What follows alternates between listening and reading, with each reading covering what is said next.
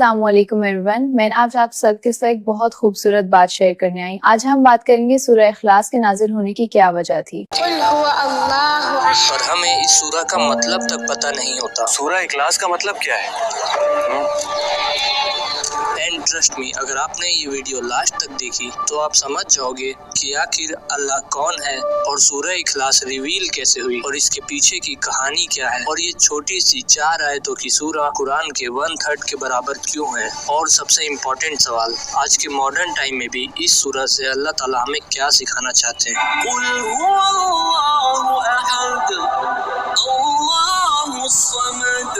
اب یہ کہانی کی سٹارٹنگ ہوتی ہے مکہ کے اس ٹائم سے جب لوگوں کے دل اندھیروں سے بھرے ہوئے تھے۔ ہر گلی ہر بازار میں پتھر کے بت سجائے ہوئے تھے۔ کعبہ کے آس پاس چاروں طرف مورتیاں ہی مورتیاں تھی۔ ہر قبیلہ اپنے خدا کا مالک تھا۔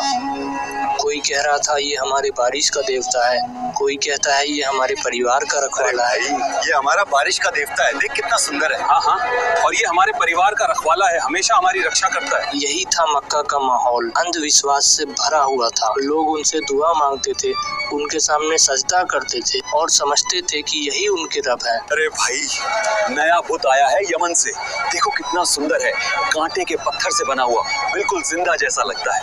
واہ، سچ میں کمال ہے۔ لاؤ اس کے لیے چاندی کے گہنے اور سونے کی سجاوٹ بھی بنا دیتے ہیں، سب سے الگ دکھے گا۔ ایسا تھا مکہ کا ماحول جہاں ریلیجن ایک بزنس بن چکا تھا۔ مورتیاں بنانا، بیچنا، عبادت کرنا، سب ایک پیسے کمانے کا ذریعہ تھا۔ اور اس پوری ڈارک سوسائٹی میں ایک ایسی روشنی تھی جو سب سے الگ تھی، محمد صلی اللہ علیہ وسلم۔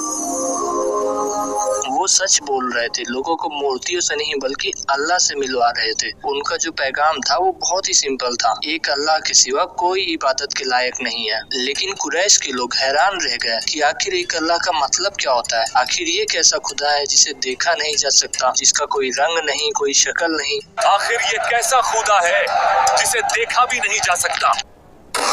اس کا اللہ تو کوئی دکھائی بھی نہیں دیتا۔ ایسے خدا کا کیا فائدہ جو نہ دکھے نہ سنائی دے۔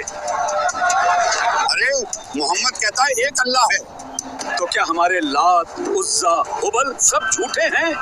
ان کا جو دماغ تھا نا صرف دنیا کے گاڈ تک لیمیٹڈ تھا۔ وہ سمجھتے تھے کہ اگر کچھ دکھائی نہیں دیتا ہے تو وہ حقیقت نہیں ہے۔ لیکن نبی صلی اللہ علیہ وسلم ایک ایسے رب کی دعوت دے رہے تھے جو نہ آنکھوں سے دیکھا جا سکتا ہے، نہ کسی صورت میں سمجھا جا سکتا ہے۔ ایک ایسا رب جو سب کچھ دیکھتا ہے لیکن خود کسی کا محتاج نہیں۔ مکہ کے لوگ حیران تھے، یہ کیسا خدا ہے جو انسانوں جیسا نہیں ہے، نہ پتلا نہ کوئی تصویر، بس لا الہ الا اللہ۔ ایسا خدا ہے جو انسانوں جیسا نہیں، نہ سونا نہ چاندی نہ کوئی پتلا نہ تصویر، بس لا الہ الا اللہ۔ ان کے لیے یہ بات ان کی سمجھ سے باہر تھی۔ وہ مذاق اڑاتے ہوئے سوال پوچھ رہے تھے، ارے محمد ہمیں بتاؤ تمہارا رب کیسا ہے؟ وہ کس چیز کا بنا ہے، سونا، چاندی یا موتیوں کا؟ انہیں لگتا تھا کہ رب بھی ان کی مورتیوں جیسا ہی ہوگا، جسے ہاتھوں سے چھو سکتے ہیں اور ضرورت پڑنے پر دعا مانگ سکتے ہیں۔ لیکن نبی صلی اللہ علیہ وسلم مسکرائے، ان کا چہرہ سکون سے بھرا ہوا تھا۔ انہوں نے کوئی جواب نہیں دیا کیونکہ اب جواب آسمان سے آنے والا تھا۔ اور تب سورہ اخلاص نازل ہوئی۔ بسم اللہ الرحمن الرحیم، قل هو اللہ احد اللہ الصمد لم یلد ولم یولد ولم یکن له کفوا احد۔ سبحان اللہ، یہ تو رب کا تعارف ہے اپنے الفاظ میں۔ اللہ اکبر۔ اور یہی وہ وقت تھا جب دنیا نے پہلی بار سنا خدا کا اپنا تعارف اس کے خود کے لفظوں میں۔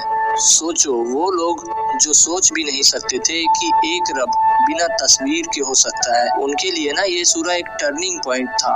یہ صرف قرآن کا پیغام نہیں تھا، یہ ان کے سوچنے کا طریقہ بدل دینے والا ریویلیشن تھا۔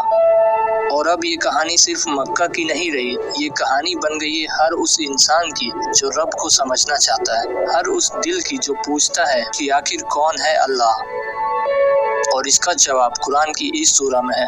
آئیے اب اس سورہ کو آسان طریقے سے سمجھتے ہیں۔ قل هو اللہ احد، یعنی کہہ دو کہ اللہ صرف ایک ہے، نہ اس کا کوئی پارٹنر ہے، نہ کوئی ایکول، نہ کوئی اس کے جیسا، نہ کوئی اس کے برابر ہے۔ اب سوچو ذرا، مکہ والوں کے لیے یہ بات سمجھنا کتنا مشکل تھا۔ وہ تو ہمیشہ سے الگ الگ خداؤں کو مانتے تھے، بارش کے لیے الگ گاڈ، پیسے کے لیے الگ گاڈ اور ہیلتھ کے لیے بھی الگ گاڈ۔ ان کے لیے تو ہر ضرورت کے لیے ایک الگ گاڈ ہوتا تھا، اور اب محمد صلی اللہ علیہ وسلم ان سے کہہ رہے تھے کہ ایک ہی اللہ ہے جو سب کچھ سنبھالتا ہے، کوئی دوسرا نہیں، کوئی ساتھی نہیں۔ یہ میسج ان کے پورے سسٹم کے خلاف تھا، اسی لیے یہ صرف ایک لائن نہیں تھی، یہ ان کے سوچنے کا طریقہ بدل دینے والی بات تھی۔ مطلب وہ ایٹرنل ہے، ایبسولوٹ ہے، یعنی اللہ ہی ہے وہ جس کے اوپر سب کچھ ڈیپینڈ کرتا ہے، لیکن وہ خود کسی پر ڈیپینڈ نہیں کرتا۔ وہ سب کچھ دیتا ہے لیکن کبھی مانگتا نہیں، وہ سب کو سنبھالتا ہے لیکن اسے کوئی سنبھالنے والا نہیں ہے۔ اب سمپل ورڈز میں سمجھو، ہم جیسے ایک دوسرے پر ڈیپینڈ کرتے ہیں نا، جیسے انسان، ہوا، پانی، کھانا، ٹائم، ایموشن، سب ایک دوسرے پر ڈیپینڈ کرتے ہیں، چاہے وہ سب سے پاورفل انسان ہی کیوں نہ ہو، اس کی زندگی کسی نہ کسی چیز پر بیسڈ ہی ہوتی ہے۔ لیکن اللہ سبحانہ و تعالیٰ وہ سب سے الگ ہے، نہ اسے کسی چیز کی ضرورت ہے، نہ وہ کسی کا محتاج ہے، اسی لیے اسے الصمد کہا گیا ہے۔ وہ بالکل بے نیاز ہے، سب کچھ اسی سے چل رہا ہے لیکن وہ خود کسی سے نہیں چل رہا۔ اور تھرڈ آیت میں اللہ تعالیٰ کہتے ہیں نا، لم یلد ولم یولد۔ یہ آیت صرف قریش کے لیے نہیں تھی، یہ ہر جنریشن کے لیے ہے، ان کے لیے بھی جو آج بھی کہتے ہیں God came as a human, God has a son. تو اللہ نے اس ایک لائن میں کہہ دیا کہ میں کسی سے پیدا نہیں ہوا اور کوئی مجھ سے پیدا نہیں ہوا۔ اللہ تو وہ ہے جو ہمیشہ تھا اور ہمیشہ رہے گا۔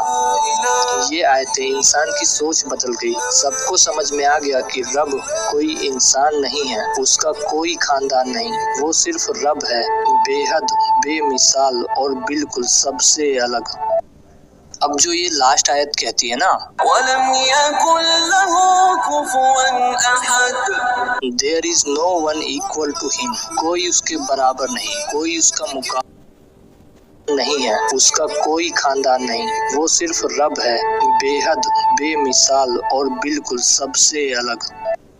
اب جو یہ لاسٹ آیت کہتی ہے نا، وَلَمْ يَكُنْ لَهُ كُفُوًا أَحَدٌ، There is no one equal to him، کوئی اس کے برابر نہیں، کوئی اس کا مقابلہ نہیں، کوئی اس کی مثال نہیں۔ اب یہ سورہ ہر اس انسان سے کہتی ہے تمہارا رب ان سب سے الگ ہے جن کے پیچھے تم بھاگتے ہو، اس رب کے جیسا پورے جہان میں کوئی بھی نہیں۔ اب ذرا سوچ کے دیکھو، ایک سورہ جس میں صرف 4 آیتیں ہیں، انہی 4 آیتوں میں ہے قرآن کا مین میسج، کیونکہ نبی صلی اللہ علیہ وسلم نے فرمایا سورہ اخلاص equal to 1/3 of the قرآن۔ لیکن اب سوال یہ ہے کہ آخر کیوں یہ قرآن کے 1/3 کے برابر ہے؟ اسی لیے نا کیونکہ قرآن کے 3 میجر تھیمز ہیں، پہلا توحید یعنی ونس آف گاڈ، اور دوسرا رسالت یعنی پروفیٹ ہوڈ، تیسرا آخرت یعنی آفٹر لائف۔ تو سورہ اخلاص جو ہے نا وہ پورا پہلا تھیم ڈیفائن کرتی ہے، توحید۔ تو اب اس کا مطلب یہ نہیں ہے کہ ہم باقی قرآن کو پڑھے ہی نہ، بلکہ اس کا مطلب یہ ہے کہ ہمیں اس سورہ اخلاص کو پڑھنے پر قرآن کی 1/3 برابر برکتیں ملیں گی۔ اب سورہ اخلاص میں اللہ تعالیٰ اپنا خود تعارف کرا رہے ہیں کہ آخر میں کون ہوں، وہ نہیں جو انسان سمجھ رہا ہو، بلکہ رب خود کہہ رہا ہے میں ہی ہوں جو سب کچھ چلا رہا ہوں۔ اب یہ سورہ نا ان سب بلیف کا انکار کرتی ہے جو اللہ کو اس کی کریشن کے جیسا سمجھتے ہیں، نہ وہ کسی مورتی کے جیسا ہے، نہ وہ کسی شکل میں ہے، وہ صرف احد ہے، بس ایک اور صرف ایک۔ احد کا مطلب ہوتا ہے جو کبھی ڈیوائیڈ نہیں ہوتا، جو نہ 2 ہو سکتا ہے نہ حصوں میں بانٹا جا سکتا ہے۔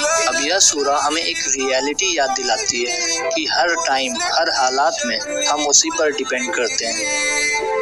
جب ہم رو رہے ہوتے ہیں تو وہ سن رہا ہوتا ہے، جب ہم غم میں ہوتے ہیں تو وہ پاس ہوتا ہے، اور جب سب چھوڑ دیتے ہیں نا تو صرف وہی ہوتا ہے۔ یہ سورہ ہمیں یاد دلاتی ہے کہ جہاں دنیا میں سب کچھ بدلتا ہے وہاں رب کبھی نہیں بدلتا۔ سے یعنی کہو کہ اللہ ایک ہے، بس اتنا ہی کہہ دینا ہی ایمان ہے، اور یہی ریئلٹی ہے۔ سورہ اخلاص نے ہمیں بتایا کہ اللہ صرف ایک ہے، نہ उसका कोई पार्टनर। भाई सच में ये सूरह इखलास हमें सिखाती है कि सिर्फ एक ही अल्लाह है। हाँ, और वही सब कुछ संभालता है, हमें हर हाल में साथ देता है। मैंने सोचा नहीं था कि सिर्फ 4 आयत इतनी बड़ी बात बता देंगी। सच में आज के टाइम में भी ये हमें रिमाइंड कराती है कि भरोसा केवल अल्लाह पर होना चाहिए। Sometimes it feels like we have lost everything, but then I remember He is still there. अगर आपने कुछ नया सीखा तो इस वीडियो को शेयर जरूर करना और कमेंट में बताओ कि नेक्स्ट डॉक्यूमेंट्री किस सूरह पे होना चाहिए। ये थी सूरह इखलास के नाजिल होने की खास वजह। अगर आपको ये वीडियो पसंद आए तो लाइक, शेयर और सब्सक्राइब जरूर करें। Thanks for watching.